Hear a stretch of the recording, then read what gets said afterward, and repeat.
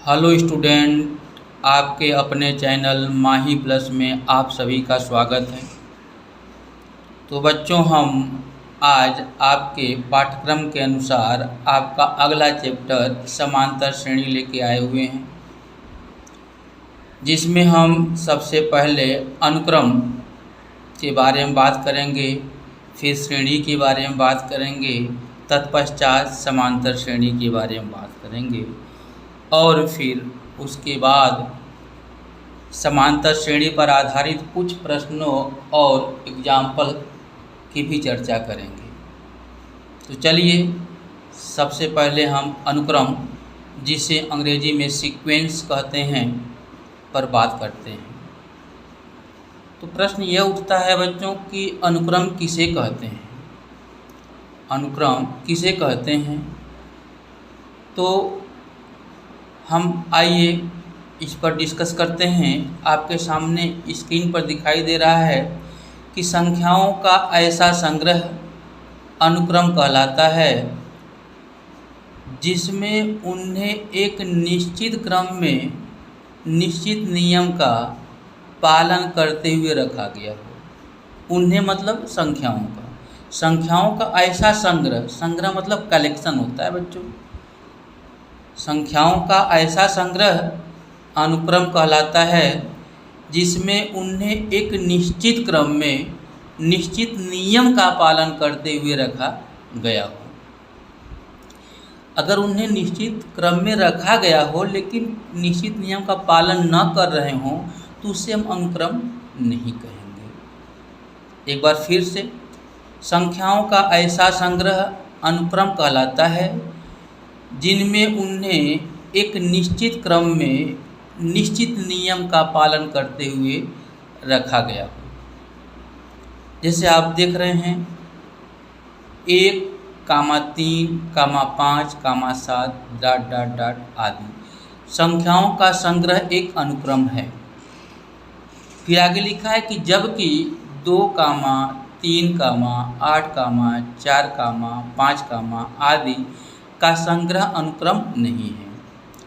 तो अब पहला संग्रह अनुक्रम है, दूसरा संग्रह अनुक्रम नहीं है। तो आइए हम इसको क्लियर करते हैं कि कैसे यह संग्रह अनुक्रम है और कैसे सेकेंड संग्रह अनुक्रम नहीं है।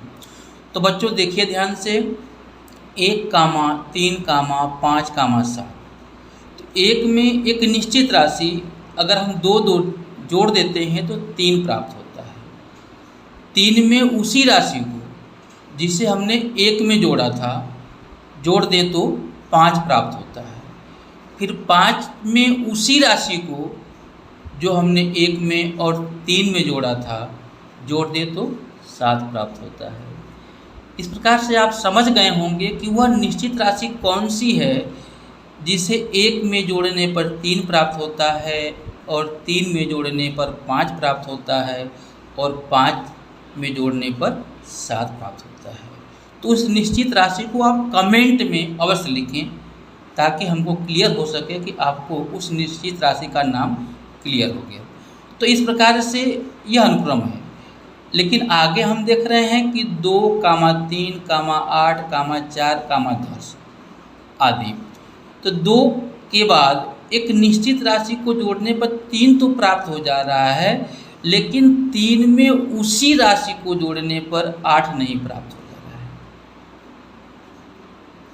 फिर 8 में उसी निश्चित राशि को जोड़ने पर 4 प्राप्त नहीं हो रहा है। 4 में फिर उसी निश्चित राशि को जोड़ने पर 10 प्राप्त नहीं हो रहा है। मतलब यह यहाँ पे अनुक्रम का क्रम ठीक नहीं है, किसी नियम का पालन भी नहीं कर रहा है। देखिए पहले अनुक्रम में 1, 3, 5, 7 है। मतलब यहाँ पे जो क्रम है बढ़ते हुए क्रम में दिया गया है। 1 से बड़ा 3, 3 से बड़ा 5, 5 से बड़ा 7। तो एक तो यह हो गया कि क्रम निश्चित हो गया, बढ़ता हुआ क्रम हो गया। दूसरा यह हो गया कि यह एक नियम का पालन कर रहा है। अगर 7 के बाद अगली राशि हमको देखनी होगी, अगला क्रम देखना होगा, अगला पद देखना होगा, तो हम उस निश्चित राशि को 7 में जोड़ देंगे। उसके बाद हमको आने वाला पद मालूम हो जाएगा। लेकिन जो सेकेंड एग्जाम्पल दिया गया है आपके सामने, उसमें हमको यह क्लियर नहीं हो रहा है कि कब हमारा अंक छोटा हो रहा है, कब बड़ा हो रहा है। तो यह क्रम निश्चित नहीं है, ना तो यह घटते हुए क्रम में दिखाया गया है, ना ही बढ़ते हुए क्रम में दिखाया गया है। तो क्रम अव्यवस्थित होने के कारण इस क्रम को, इस संग्रह को हम अनुक्रम नहीं कहेंगे। और दूसरे शब्दों में यह किसी नियम का पालन भी नहीं कर रहा है। ठीक, अब आशा है आपको यह क्लियर हो गया होगा। तो आगे समुच्चय के अवयव अनुक्रम के पद कहलाते हैं। समुच्चय के अवयव मतलब जो संग्रह है, अगर वह संग्रह एक निश्चित नियम का पालन करता है तो उस संग्रह, उस समूह को हम समुच्चय कहते हैं। इसलिए यहाँ पे संग्रह के स्थान पे समुच्चय का नाम भी आ गया है। इसे घड़ाने की कोई बात नहीं है। समुच्चय क्या होता है? समुच्चय एक प्रकार का संग्रह होता है जिसमें उपस्थित वस्तुएं एक निश्चित नियम का पालन करती हैं। ठीक, आगे दिया गया है श्रेणी। श्रेणी को डिस्कस करने से पहले हमको आशा है कि आपको अनुक्रम समझ में आ गया होगा।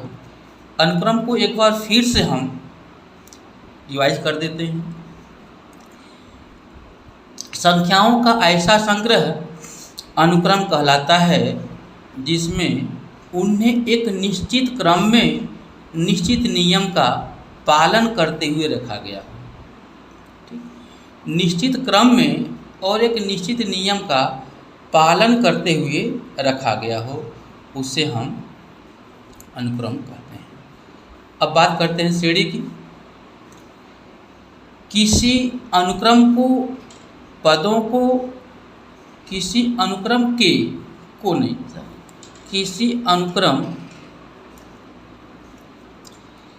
पदों को धन अथवा ऋण चिन्हों द्वारा संबंधित कर दें तो इसे श्रेणी कहते हैं। धन या जैसे अभी ऊपर आप देख रहे हैं कि 1, 3, 5, 7 दिया है, तो इसमें प्लस का चिन्ह लगा दें या माइनस का चिन्ह लगा दें। 1 + 3 + 5 + 7 या 1 - 3 - 5 - 7 ऐसा कर दें तो यह श्रेणी कहलाता है। श्रेणी मुख्यतः 2 प्रकार की होती है, एक परिमित श्रेणी, दूसरा अपरिमित श्रेणी। परिमित श्रेणी किसे कहते हैं? पहला, जिस श्रेणी में पदों की संख्या सीमित होती है। सीमित मतलब काउंटेबल, मतलब कि जिसको हम आसानी से गिन सकते हैं। जिस श्रेणी में पदों की संख्या सीमित होती है उसे हम परिमित श्रेणी कहते हैं। दूसरा, जिस श्रेणी में पदों की संख्या सीमित न हो उसे अपरिमित श्रेणी या अनंत श्रेणी कहते हैं। मतलब जिस श्रेणी के पदों को हम आसानी से गिन सकें कि दिए गए श्रेणी में 4 पद हैं कि 10 पद हैं कि 15 पद हैं कि 20 पद हैं, है ना।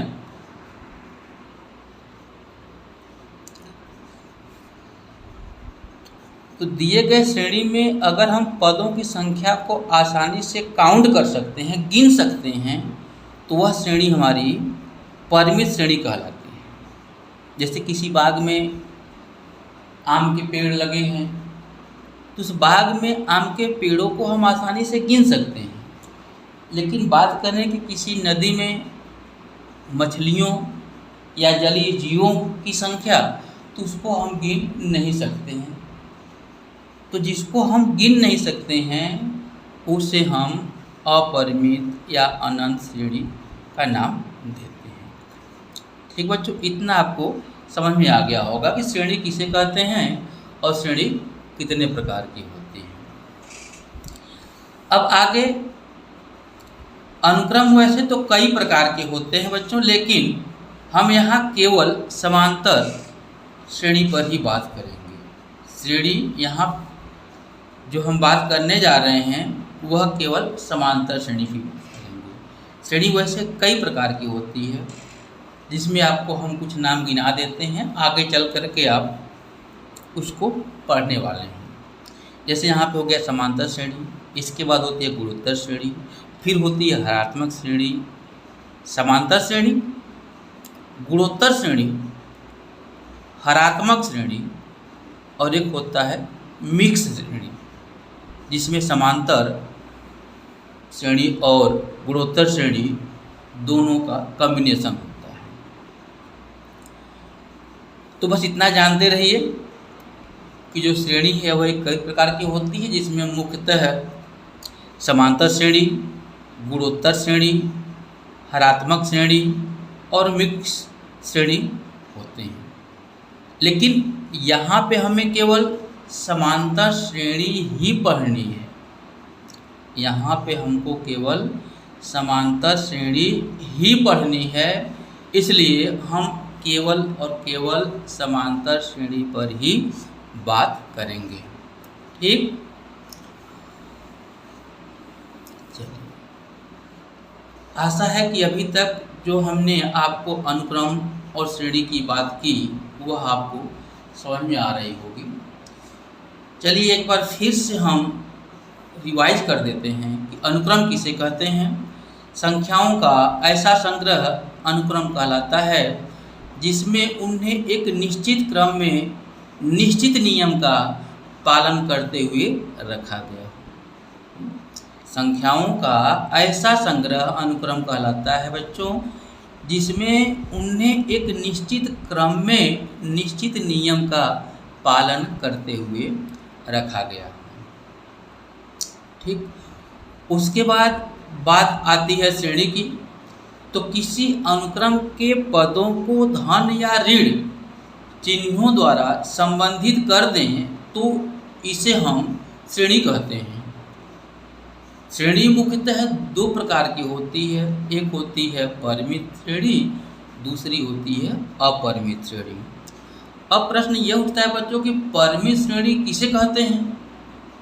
परिमित श्रेणी किसे कहते हैं, तो उसका आंसर यह होता है कि वह श्रेणी जिसमें पदों की संख्या काउंटेबल हो उसे हम परिमित श्रेणी कहते हैं, या जिस श्रेणी में पदों की संख्या सीमित होती है उसे परिमित श्रेणी कहते हैं। अब दूसरा यह है अपरिमित श्रेणी या अनंत श्रेणी। तो प्रश्न यह बनता है कि अपरिमित श्रेणी किसे कहते हैं। तो आंसर इसका यह होता है बच्चों कि जिस श्रेणी में पदों की संख्या सीमित न हो, जिस श्रेणी में पदों की संख्या सीमित न हो उसे अपरिमित श्रेणी या अनंत श्रेणी कहते हैं।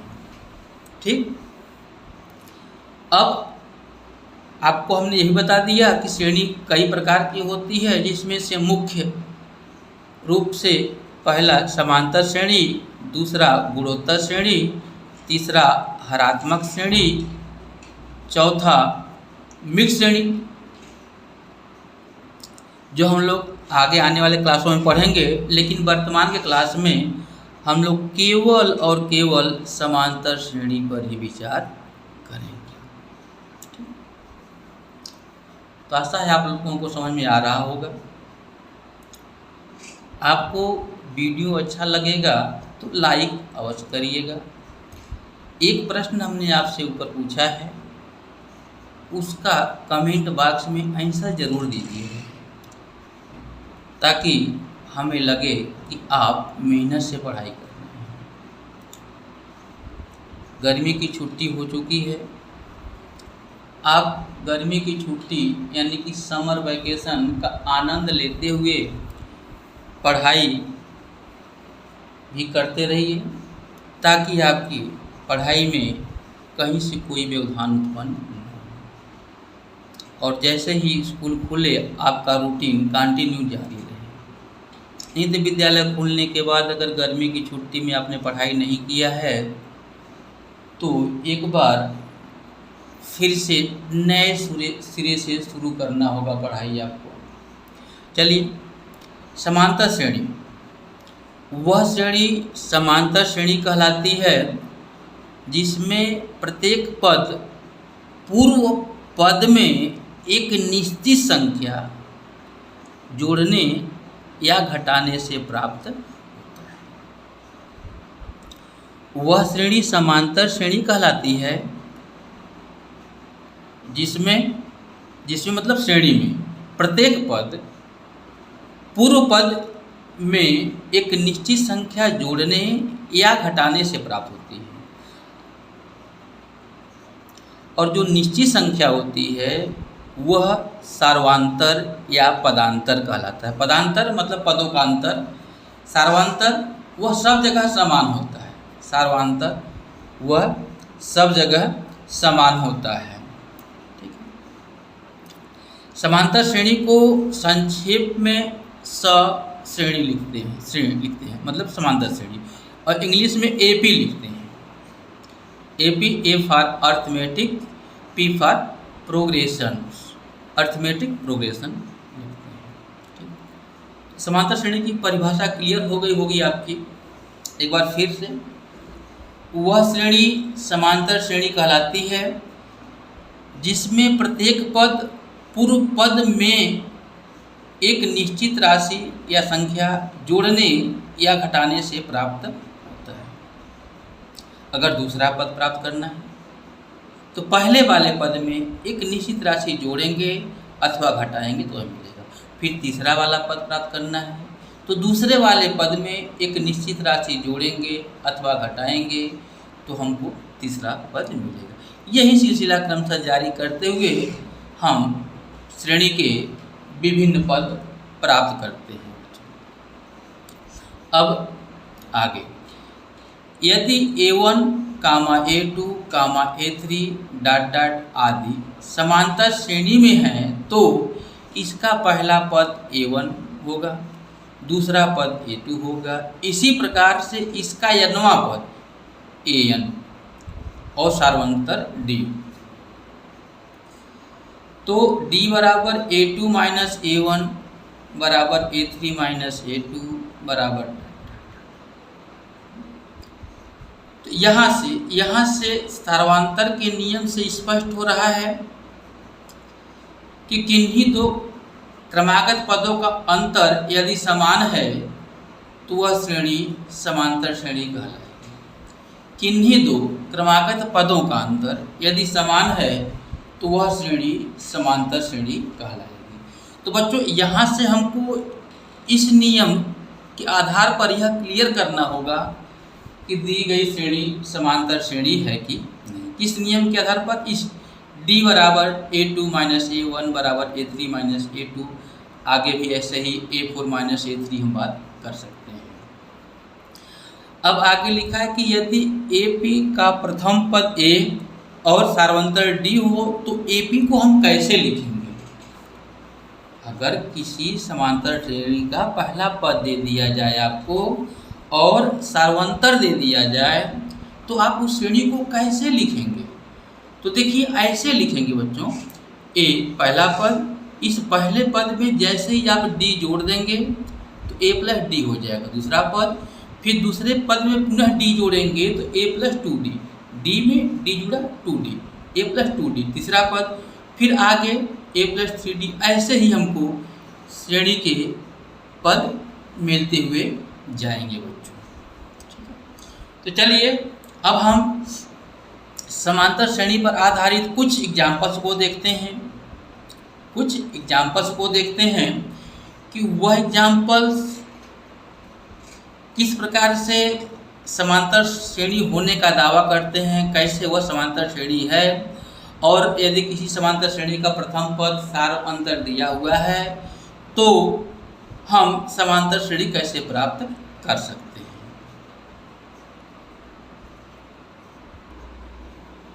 बच्चों, आपके सामने पहला उदाहरण लेकर आए हुए हैं।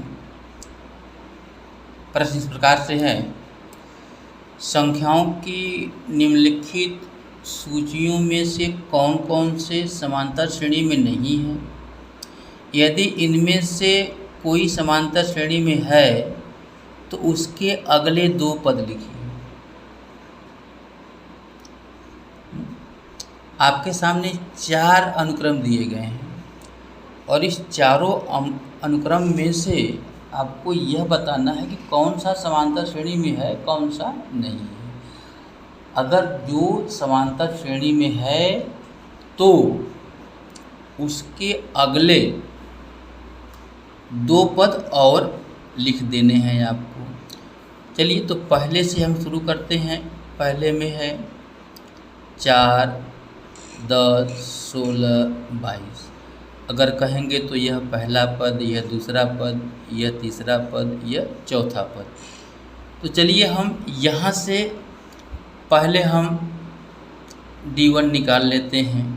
द्वितीय पद माइनस प्रथम पद 6 हो गया। फिर अब यहाँ से D2 निकाल लेते हैं। D2 बराबर 16 माइनस 10, यह भी 6 हो गया, है कि नहीं। अब D3 निकाल देते हैं। D3 बराबर 22 माइनस 16, यह भी 6 आ गया। आप देख रहे हैं कि यहाँ पे तीनों D के मान बराबर हैं। चूँकि D1 बराबर D2 बराबर D3, इसलिए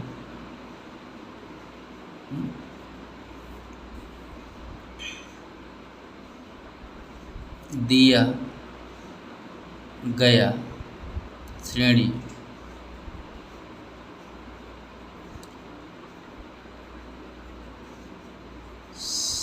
समांतर श्रेणी है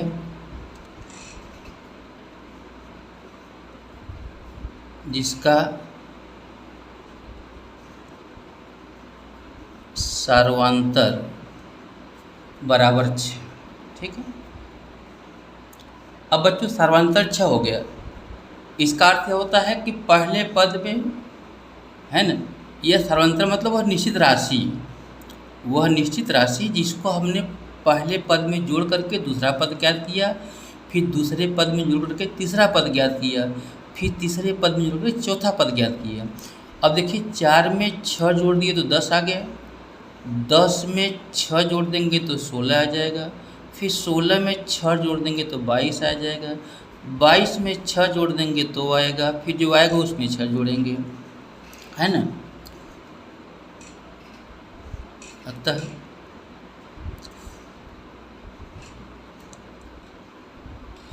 अगले दो पद 22 में 6 जोड़ दीजिए, 22 6 28 हो गया। फिर इस 28 में 6 जोड़िए, 8 6 14 34 हो गए।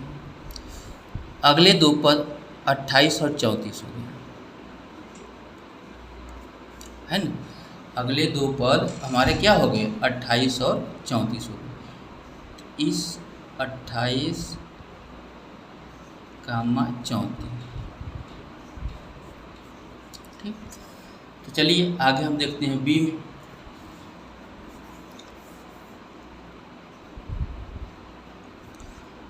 एक कामा -1 कामा -3 कामा -5, सेम टू सेम वैसे ही लिख देना है। D1 बराबर द्वितीय पद माइनस प्रथम पद, यहाँ से -1 -2 हो गया। फिर D2 यह -3 है, -3 -1, यह माइनस इस माइनस को प्लस कर देगा, -3 + 1, यहाँ भी -2 हो गया, ठीक। अब D3 निकालते हैं। -5 -3, यह माइनस इस माइनस को प्लस कर देगा,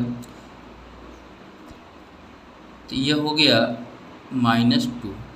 अब देख रहे हैं बच्चों कि यहाँ D1 भी -2 आया है, D2 भी -2 आया है और D3 भी -2 आया है।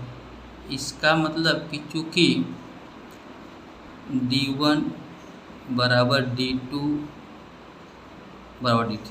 आप चाहें तो यहाँ इक्वल टू -2 लिख सकते हैं और यहाँ भी चाहें तो आप इक्वल टू 6 लिख सकते हैं। ठीक, इसलिए श्रेणी कामा समांतर श्रेणी। ठीक, समांतर श्रेणी हो गया। अब यहाँ भी जब समांतर श्रेणी हो गया तो हमको अगले दो पद ज्ञात करने हैं। तो अगले दो पद ज्ञात करने के लिए चलिए जो हमने यहाँ पे D का मान निकाला, इसको क्या बोलते हैं, सार्वधातुक।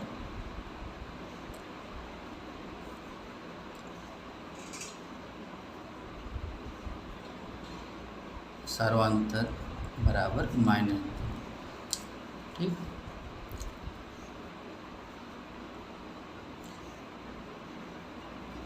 अगले दो पद, अंतिम पद हमारे पास -5 दिया है,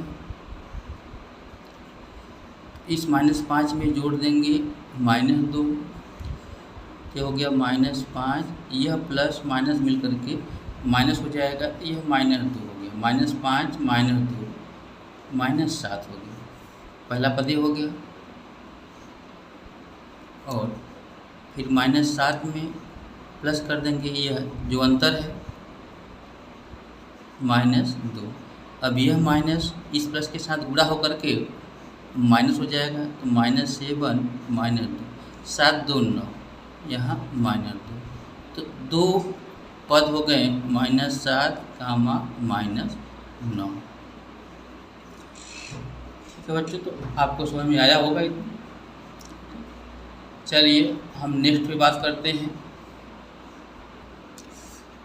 अब आपके सामने C -2, -2, -2, -2।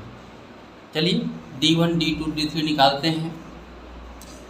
यहाँ पे D1 इक्वल टू द्वितीय पद माइनस प्रथम पद, तो प्रथम पद -2 है। अब देखिए यह माइनस और यह माइनस, जब कोष्टक खोलेंगे तो माइनस गुणे माइनस प्लस हो जाएगा, 2 + 2 4 हो गया। फिर निकालते हैं D2 बराबर, देखिए D2 यह -2, फिर -2,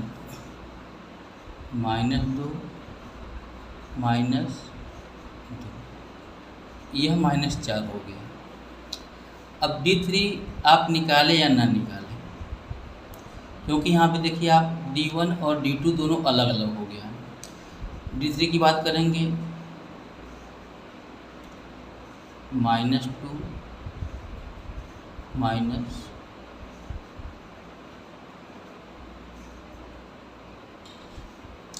यहाँ से यह 2 होगा प्लस में, और यह -2, यह माइनस प्लस माइनस प्लस हो गया, 2 = 4। देख रहे हैं D1 4 आ गया, D2 -4 आ गया, फिर D3 4 आ गया। तो हम यहाँ पे केवल D1 D2 से ही बात कर लेंगे, D1 not = D2, इसलिए यह श्रेणी समांतर श्रेणी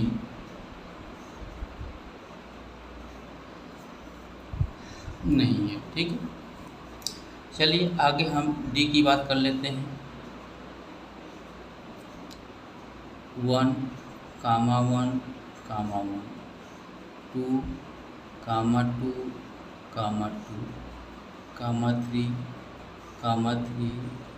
3, ये हो। अब यहाँ पे हम चलिए बात करते हैं D1 के लिए, द्वितीय पद माइनस प्रथम पद = 0 हो गया। फिर D2 की बात करते हैं, तृतीय पद माइनस प्रथम पद यह भी 0 हो गया। D3 की बात करते हैं, चतुर्थ पद माइनस तृतीय पद 2 माइनस 1 इक्वल टू 1। अब देख रहे हैं कि यहाँ पे D1 बराबर D2 but not equal to D3, इसलिए यह श्रेणी समांतर श्रेणी नहीं है।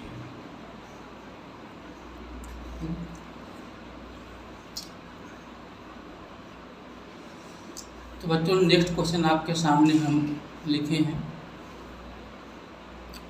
उदाहरण नंबर 2,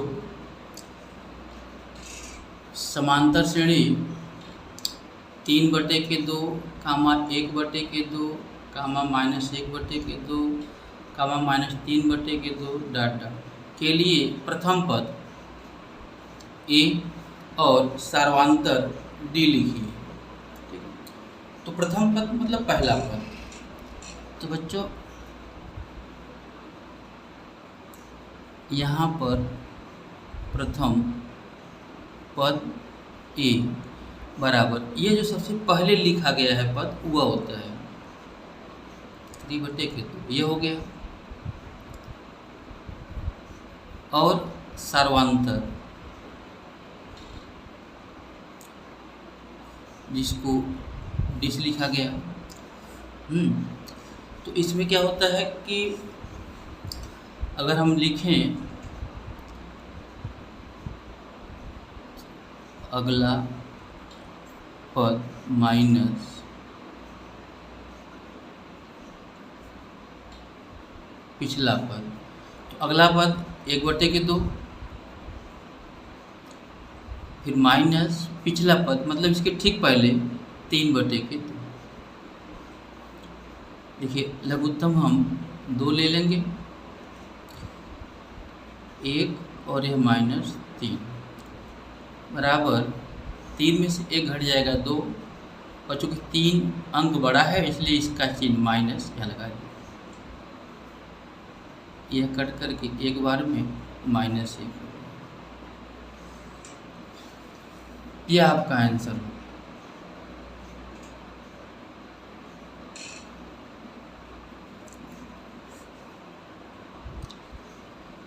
तो बच्चों आज के लिए इतना ही, फिर आगे मिलेंगे हम इसी क्रम में कुछ एग्जाम्पल्स को लेते हुए फिर प्रश्नावली के प्रश्नों को हल करेंगे। तो बच्चों यदि वीडियो आपको अच्छा लगा हो तो लाइक अवश्य करें और अपने दोस्तों में भी शेयर करें ताकि उन्हें भी अच्छा मैथ सीखने का मौका मिल जाए। सरल से सरल भाषा में आपको हम सिखाने का प्रयास कर रहे हैं। हमारा नोटिफिकेशन सबसे पहले आपके यहाँ पहुँचे, इसलिए आप चैनल को सब्सक्राइब करना न भूलें। धन्यवाद फॉर वॉचिंग वीडियो।